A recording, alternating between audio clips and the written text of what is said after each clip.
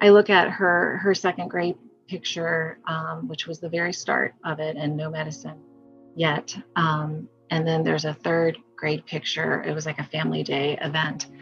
And the look on her face at second grade was my happy-go-lucky child. And since then, it hasn't been as much. She's more serious. She gets more quicker to, bite your head off, can be upset, angry. And I've had to make sure that the family knows that this is a side effect of the medicine.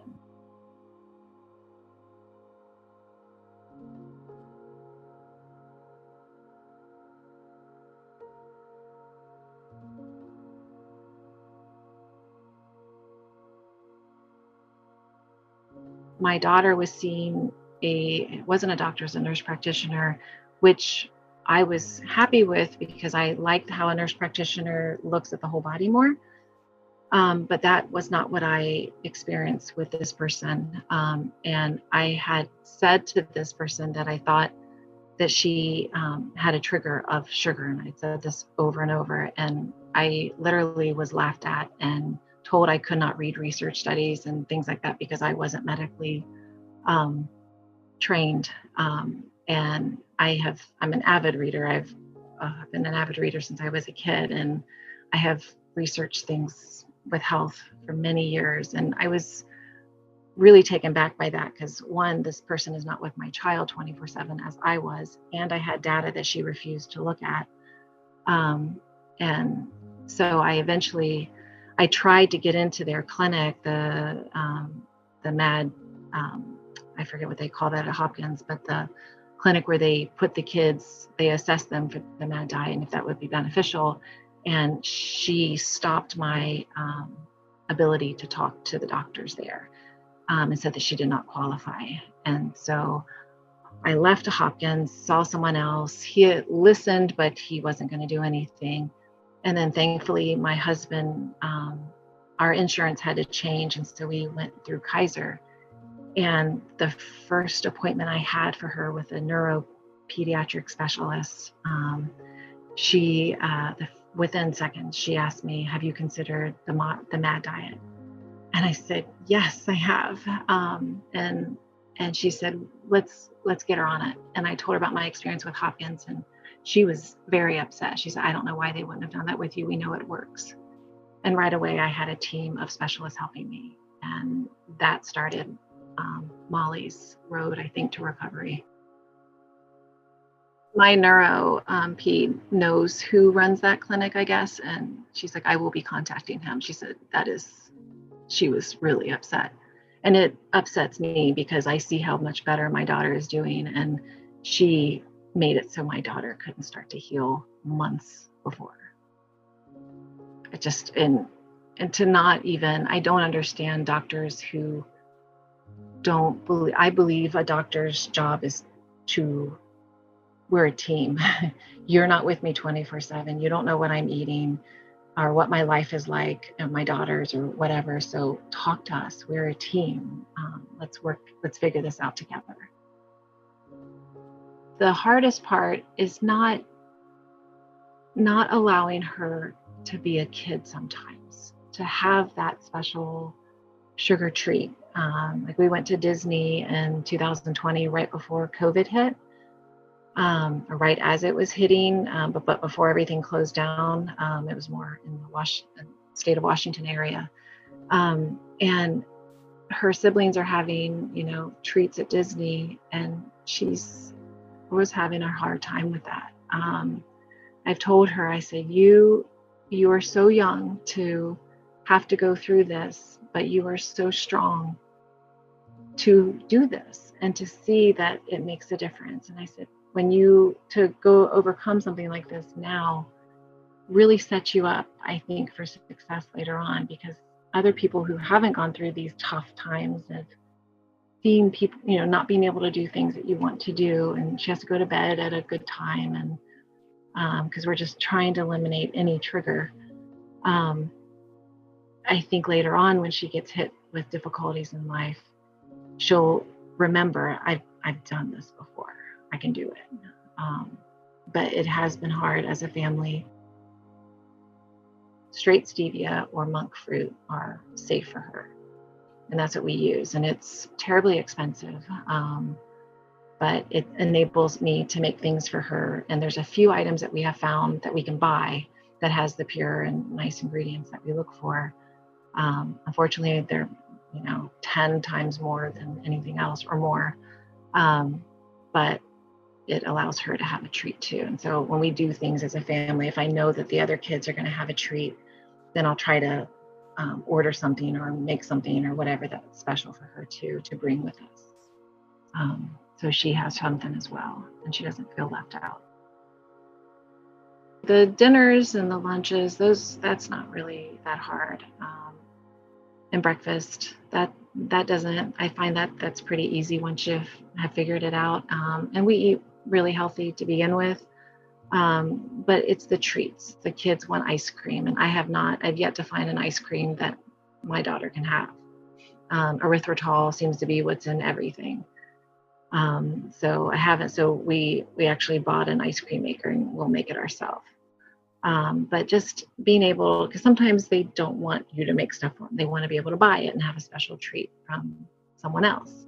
But recently we were on vacation in Michigan, Saugatuck, Michigan, and I found a keto baker who understood the MAD diet, and they were awesome. And they made her some special cookies, and that was a huge treat for her because they knew I was able to talk to them and they understood, and they made her chocolate chip cookies that she could have. But the treats seem to be the biggest challenge for her. She wants what the other kids have. She started this diet when she was 9, so that's really hard for her. But I try to make it better by buying the monk fruit and the stevia, and there we found some candy bars that she can have and some chocolate chips that she can have, and we'll make cookies, and we change the cakes to be keto friendly, but it can be hard because the flours aren't as fluffy, and so that can be a challenge I found. I think sometimes there's some frustration from the mood swings. I know there can be frustration, and they just will kind of walk away and not say anything and just hope that she is going to be done with this sooner than later. But that has been a challenge. She has one sibling in particular that she's butted heads with a little bit more. But before the seizure and the pills started, that was the sibling that she was close to. And our family is pretty close. But that has had an impact. And I'm hoping that once she gets off the medicine, that we'll see a change. I struggle with if you tell a kid you can't have sugar or you can't have something, then you also run the risk of giving it power. And so I've struggled with taking things out of her diet because I didn't want that to become another issue where she's sneaking. And at first she was actually sneaking sugar when we were trying to take it out of her diet. And then she told me, because I got to a point where it was so bad, and she was having grand mal seizures, not even the lighter ones, just grand mal seizures every 12 days was about the average 2 summers ago. And I found out that she had been sneaking stuff when she was still in school, and it got bad over the summer. But that was the hardest part, was taking things out. And also just, I didn't want to be the mom that was always taking things out of their diet. So I was reading like medical research and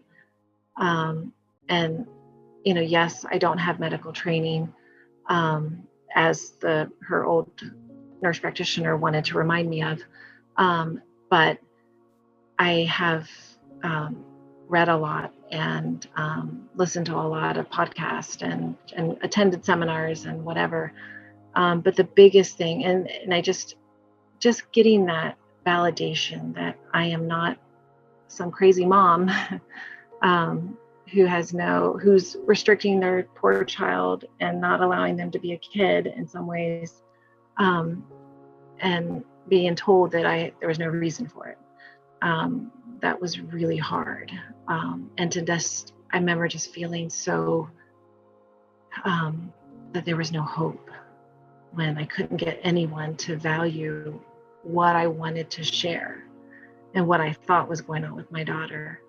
And so meeting a good team having a good team made all the difference. I was so glad my husband got this different job that forced us to move from just TRICARE to a federal insurance. And our best bet was to go through Kaiser because of the pharmaceutical cost. She's on a prescription, or a name brand prescription, which costs $15,000 a year if we didn't have good insurance. And I've never been in better hands. So that made all the difference for our family, because now we have hope. Yes, I was even at a school and I told them, and this is before I had my good team, that I feel that sugar to all her teachers, I felt that sugar was a trigger and she is not to be given sugar. So many teachers give sugar as treats and for behavior or whatever. And I found out that was still being done, not by her main teachers, but by some of her resource teachers. And that just really upset me. And then there was also some undue stress from administration on testing, because America loves testing kids, unfortunately. And that was a trigger for her as well, was that stress of school. And so I actually took her, that was her 3rd grade year, and I took her out of school her 4th grade year and homeschooled her and said, I need to figure out what's going on with her, because she was having so many seizures and I couldn't get school to do what I needed them to do, to not either stress her out or not give her sugar. And here she is, a little kid, and that temptation at the time was just too much for her. And so I took her out her 4th grade year. 5th grade year, she was all virtual last year, and next year she is going to go back to school and she'll be a 6th grader. So I have a call in to her counselor to discuss her. She has a 504. So I was a special education teacher at one point. So I know a little bit about what can be done. And we created a 504 for her to be given extra time on work, so that way she wasn't stressed, to be allowed to go to the bathroom because of how much she needs to drink every day to not trigger.